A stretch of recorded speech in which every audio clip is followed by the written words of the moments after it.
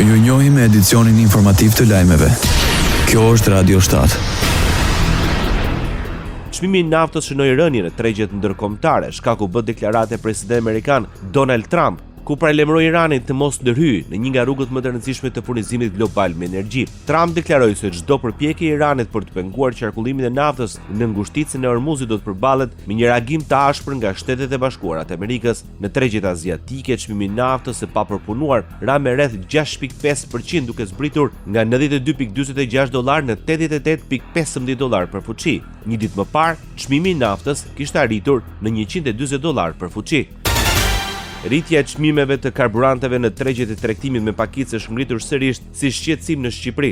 Zëvendës presidentja e Partisë së Lirisë Elisa Xhixho deklaroi se rritja e çmimit të karburantit godet drejt për drejt ekonomitë e familjeve shqiptare.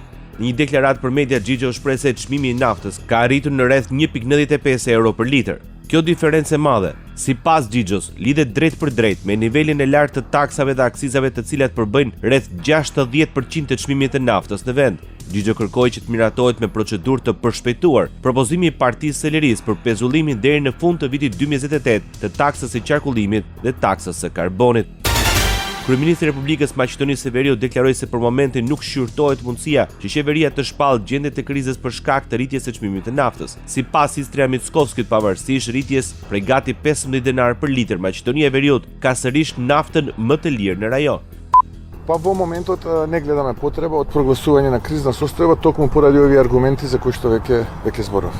Për momentin nuk shohim nevojën për shpallje të gjendjes së krizës, pikërisht për shkak të këtyre argumentave që tashmë fola. Presim presion dhe në periudhën që vjen, por kemi mjaftueshëm sasi. Flasim dhe me shpërndarësit dhe me kompanitë që furnizojnë qytetarët dhe ekonominë e Maqedonisë me naftë dhe derivatet e naftës. Për momentin nuk ka rrezik për çfarë do lloj mungese, kështu që ne si qeveri vazhdojmë të përcjellim situatën, tha kryeministri i Maqedonisë së Veriut, Istria Mickovski. Bashkimi Demokratik për Integrim akuzoi qeverinë për menaxhimin e dobët të krizës nga ana e qeverisë. Opozitarja shqiptare në Maqedoninë e Veriut kërkon nga Komisioni Rregullator për Energjetik të rishqyrtojë më njëherë vendimin për çmimet e derivateve. Ajo kërkoi që rezervat shtetërore të naftës të mjaftueshme për 62 ditë të hidhen në treg me çmimin maksimal prej 71 denarësh për litër. Qeveria të shqyrtojë uljen e barrës fiskale për karburantet, përfshirë aksizat e taksat e tjera për ta stabilizuar tregun dhe mbrojtur qytetarët, apelojnë nga BDI. Çmimet e derivateve në Kosovë kanë shënuar rritje të ndjeshme ditët e fundit. Përfaqësuesit e naftëtarëve të Kosovës thonë se situata e tensionuar në rajonin e lindjes së mesme dhe ngushtica e Hormuzit ndikojnë në tregjet globale duke reflektuar dhe në çmimet lokale. Në emër të përfaqësuesve të naftëtarëve të Kosovës, Fadil Berani sqaroi se lufta në Iran, rritja e tensioneve dhe rreziku i ndërprerjes së prodhimit si dhe problemet në ngushticën e Hormuzit, një nga rrugët më të rëndësishme të kalimit të naftës në botë, mund të ndikojë në tregjet globale. Çdo problem në këtë korridor reflektohet edhe tek ne në Kosovë, paralajmëroi Berjani. Nga Ministria e Industrisë, Ndërmarrësisë dhe Tregtisë dhe Inovacionit bëhet e ditur se institucionet po monitorojnë tregun e derivateve për të parandaluar çdo praktikë të padrejtë tregtare dhe për të mbrojtur konsumatorët. Kryetari i grupit parlamentar të Partisë Demokratike Gazmend Bardhi hodhi poshtë pretendimet sipas tij të kryeministrit Edi Rama se SPAK nuk ka sjellë prova për dyshimet për shkelje të barazisë në tendera ndaj ish-zëvendës kryeministres Belinda Balloku.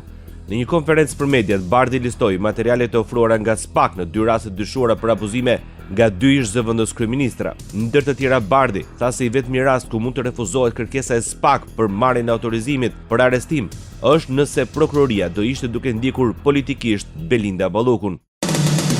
Ndoqët lajmet shkurt në Radio 7, zëri pozitiv i qytetit.